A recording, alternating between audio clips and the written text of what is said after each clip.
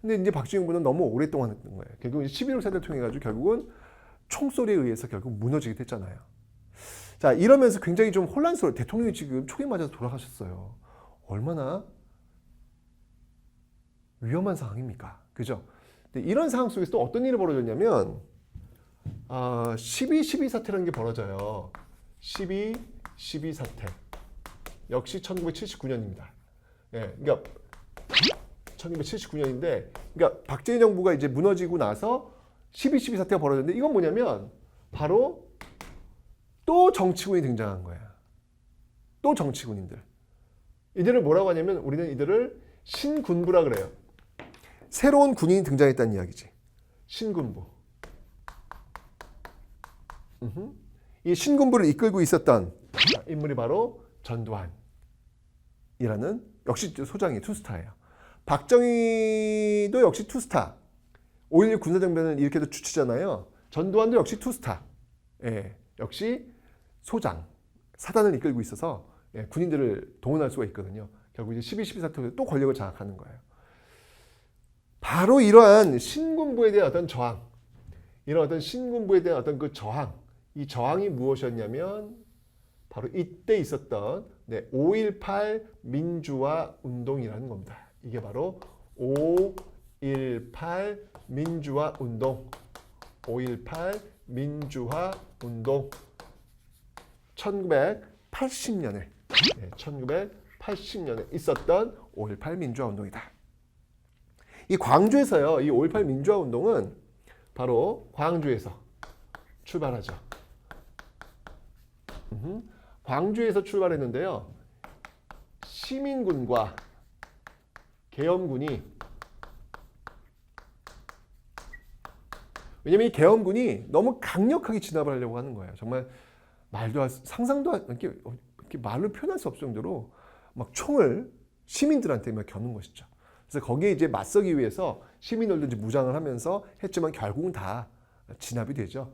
이러면서 정말 많은 사람들이 희생될 수밖에 없었던, 말도 안 돼서 군인이 자꾸 이렇게, 군인들 총은 여러분들 국민들이 준 세금으로 만든 건데, 그죠? 그 국민들한테 쓰면 안 되는 거잖아요. 말이 안 되는 거잖아요. 그죠? 이런 모습들이 지금 5.18 민주화 운동에 있었고, 이 5.18 민주화 운동 때문에 결국 이 전두환 정부는요, 비록 이걸 진압은 했지만 끊임없이 정통성, 왜냐면 자신들의 국민에 대해서 지금 총을 쏘는 그런 정부잖아요. 정통성에 계속 시달릴 수밖에 없는 거예요. 그러다가 4.13 호헌 조치라는 것을 발표합니다. 그러니까 자신이 없는 거예요. 그래서 이 전두환 정부에서 4.13 호헌을 발표해요. 이 4.13 호헌이라고 하는 것은 1987년도에 발표를 했던 것인데, 4.13 호헌 핵심은 뭐냐면요. 이 핵심은 호가 뭐냐면 호위하다, 보호하다, 지킨다는 거예요. 뭘? 헌법을 지키겠다는 거예요. 헌법 바꾸지 않겠다는 거죠. 그러니까 헌법을 지키겠다는 것이죠. 이 헌법이 어떤 내용이었냐면, 이 당시 헌법은요, 7년 단임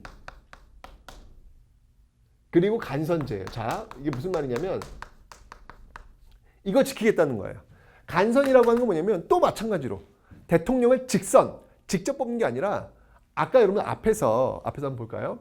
왜 박정희 정부 유신체제에서 통일주체 국민회의 있었잖아요.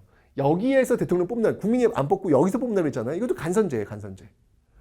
이런 것처럼 또 하겠다는 거예요. 예. 대통령은 직접 뽑는 게 아니라, 국민이 직접 뽑는 게 그냥 또 체육관에서 모여가지고 또 뽑겠다는 거예요. 뽑아야 대통령은 7년만 하겠다. 앞에서 했던 그 박정희 정부 때 유신체제는 죽을 때까지 할 수 있잖아요. 근데 이번은 딱 한 번만, 7년만 하겠다. 대신 체육관에서 뽑겠다. 이걸 이제 반표를 한 거죠. 가뜩이나 5.18 민주화 운동을 통해 가지고 정말 이 국민들로부터 굉장히 많은 실망을 받았던 이 전두환 정부가 이렇게 대통령을 또 국민이 못 뽑도록 한다니까 국민들이 들고 일하는 거예요. 이 사건이 무엇이다? 이 사건이 바로 6월 민주화 운동이 되는 겁니다. 6월 민주항쟁. 6월 민주항쟁. 6월 민주항쟁의 핵심은 뭐냐면 호환. 바로 이 4.13 호환 없애자는 거예요. 말도 안 된다. 그리고 직선제. 대통령을 국민 손으로 뽑겠다라고 하는 6월 민주항쟁이 일어나게 되었다는 사실. 여러분들 기억을 좀 해놓으시면 되겠습니다.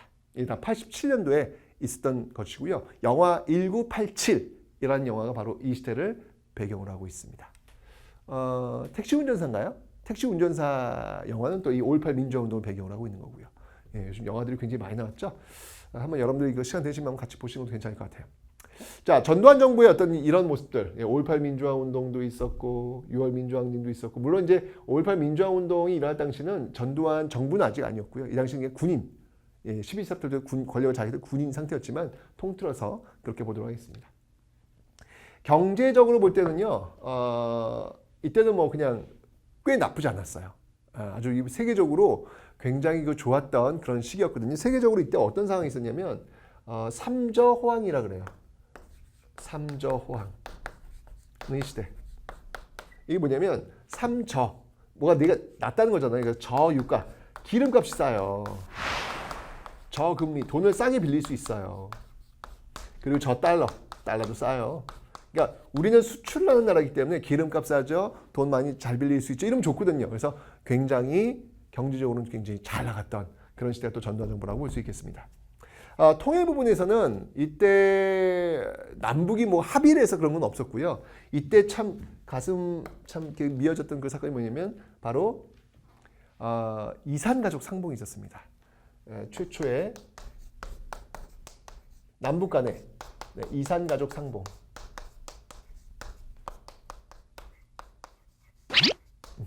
최초의 이산가족 상봉이 또 이때 있었다라고 하는 거.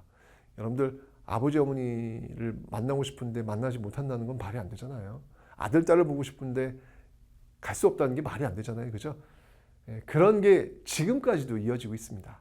어쨌든 그 첫 번째 물꼬를 탔던 게 바로 전두환 정부 때 이산가족 상봉이 이때 처음으로 이루어졌다는 사실 기억하시면 되겠습니다.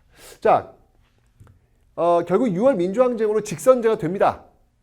이 직선제의 결과, 6월 민주항쟁의 결과 결국은 6.29 선언이라는 게 나와요. 6.29 선언.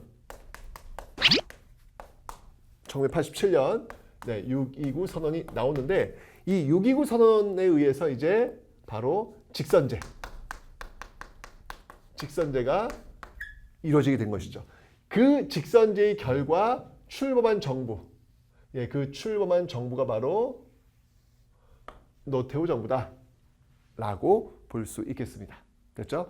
자, 정책인 면에서는 뭐 이 정도 보시면 될 것 같고요. 경제적인 면도 그냥 뭐 무난하게 넘어가시면 될 것 같고, 이때 이제 통일 정책을 한번 볼 필요가 있어요. 이제까지 남북이 합의했던 거 딱 한 번밖에 없잖아요. 박정희부터 7사 남북 공동성명, 그죠? 근데 노태우 정부 때 굉장히 또 중요한 발전이 하나 있습니다. 그게 뭐였냐면 바로 남북 기본 합의서라는 거예요.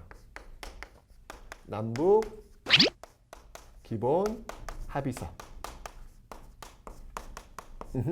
7.4 남북 공동성명이 자주평화 민족 대단결, 우리 통일 이렇게 한다는 큰 원칙을 세워놨다면, 남북기본합의서는 뭐냐면 조금 더 구체적으로 남과 북이 어떤 관계인지, 남과 북은 따로따로 나라, 뭐 미국과 우리나라 이런 개념이 아니라 우리는 같은 한 민족이라는 개념, 그리고 민족이라는 개념을 좀 더 구체적으로 만들어 놓은 게 바로 이 남북 기본 합의서다라고 보시면 되겠습니다. 남북 기본 합의서는 이제 91년도에 만들어지고 있습니다. 이때 이제 여러분들 또 이 남북이 유엔에 또 동시 가입도 해요. 남북이 유엔에 동시 가입도 하는 그런 모습들도 있더라라는 거. 여기 바로 노태우 정부 때였던 그런 모습이 되겠습니다. 기억하시면 되고요. 자, 그 다음에 이제 김영삼 정부로 한번 넘어가 보겠는데, 김영삼 정부 때 이 정치에서 제일 중요한 이슈 중에 하나는 뭐가 있냐면, 이때부터 이제 지방자치제의 전면 실시가 이때 이루어지고 있더라라고. 지자체. 그러니까 여러분 왜 지금도 왜 뭐 시장도 우리가 뽑고 뭐 군수도 우리가 뽑고 뭐 다 그러잖아요, 그죠? 구청장도 우리가 뽑고 그런 것들이 이제 이때부터 본격적으로 이루어지고 있더라라는 거 봐주시면 되는데, 경제적인 측면에서는요, 이때 우리가 굉장히 큰 아픔이 한 번 있었어요. 이때 외환 위기 사태라는 걸 겪습니다. 외환 위기. 이걸 이제 IMF 사태라고도 하죠. IMF 사태라고도 하는데, 쉽게 얘기하면 이게 뭐냐면요, 세계가 이게 공통으로 쓰고 있는 돈이 달러잖아요. 달러가 없어요. 갑자기. 예, 달러 막 다 빼버린 거예요. 다른 나라에서 우리나라 이제 빌려줬던 돈을 다 그냥 가져가 버린 거예요. 갑자기 우리나라가 너무 가난해진 거야. IMF 사태가 이제 그런 겁니다. 그래서 굉장히 위기의 모습들이 있었다라는 거. 통일은 이 당시에 그 북한에 있었던 그 김일성이 사망을 해요. 그래서 남북 간에 어떤 무언가를 할 수는 없는 그런 상황이었는데, 그러다 이제 김대중 정부로 넘어옵니다. 예, 김대중 정부로 넘어와서는 이 당시 이제 제일 먼저 한 게 이제 외환위기 사태를 이제 극복을 하죠. 예, 졸업을 합니다. 외환위기 사태를 조기에 졸업하는 그런 모습도 있었고, 무엇보다도 이 김대중 정부는요, 이 남북 간의 그 관계에서 굉장히 큰 진전을 이뤄낸 그런 정부입니다. 자, 뭐가 있었냐면 이때 바로 6.15 남북 공동선언. 6.15 남북 공동선언. 이게 이제 2000년에 있었습니다. 2000년에. 네, 2000년에 있었는데요. 이 6.15 남북 공동선언은요, 최초, 이건 이제 최초라는 수식어 붙죠. 최초의 남북 정상 만남이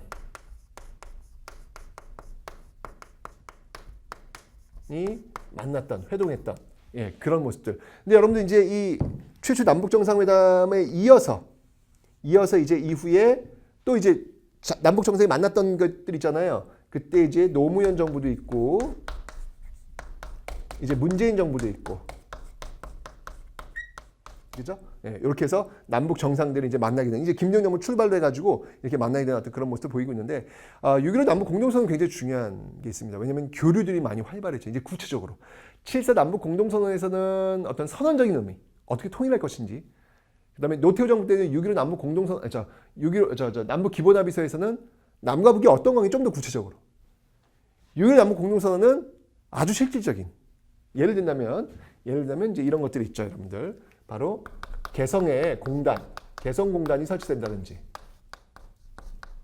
그리고 서울에서 의주까지 갈 수 있는, 신의주까지 갈 수 있는 경의선이 개통된다든지, 그리고 이산가족이 상봉한다든지, 그리고 금강산에 우리가 또 관광을 갈 수 있도록 한 금강산 관광이라든지,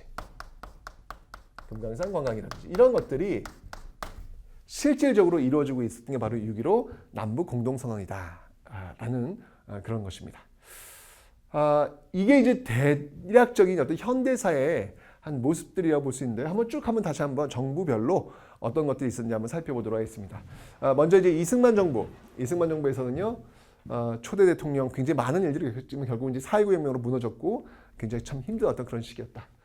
그러다 이제 이 장면 정부를 들어섰지만 다시 이제 5.16 군사 정부로 다시 박정희 정부가 들어섰고, 너무나도 오랫동안 통치를 하는 그런 유신헌법을 만든 게 좀 어떻게 보면 좀 굉장히 큰 실수였죠.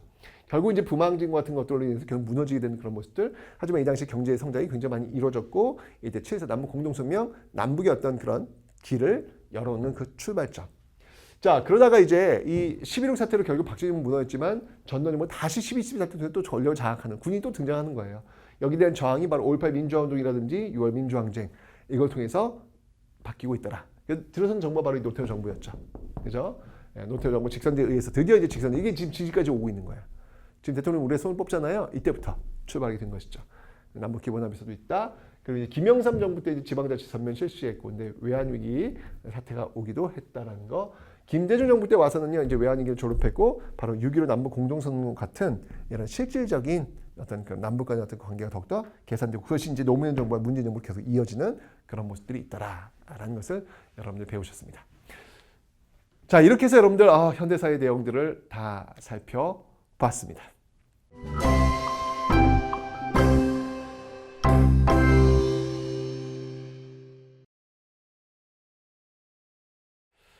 여러분들, 여기서 제가 한번 여러분들 나누고 싶은 마지막 이야기는요, 우리가 살아오면서 여러분들 지금 현재 우리 모습들을 만드는 게 그냥 있는 게 아니잖아요. 예를 들면 가까이 본다면 세종이 한글을 만들었던 걸 우리가 지금도 쓰고 있잖아요. 그죠? 그리고 신분제 지금 없잖아요. 식민지 지금 아니잖아요. 너무 전쟁을 통해 너무 가난했던 그 절대 빈곤의 시대 지금 아니잖아요.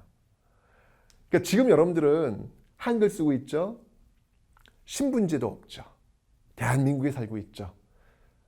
그래도 절대 빈곤에서는 벗어났죠. 대통령을 우리 손으로 뽑고 있죠. 이런 것들이 여러분들 다 여러분들 앞에 살았던 사람들이 싸워왔기 때문에, 이루어왔기 때문에, 만들어왔기 때문에 가능한 것들이었습니다. 우리는 지금 역사의 선물들을 엄청나게 받고 살고 있는 거예요. 그렇다면 우리도 뒤에 오는 사람들한테 더 좋은 대한민국을 물려줘야 될 거 아니에요.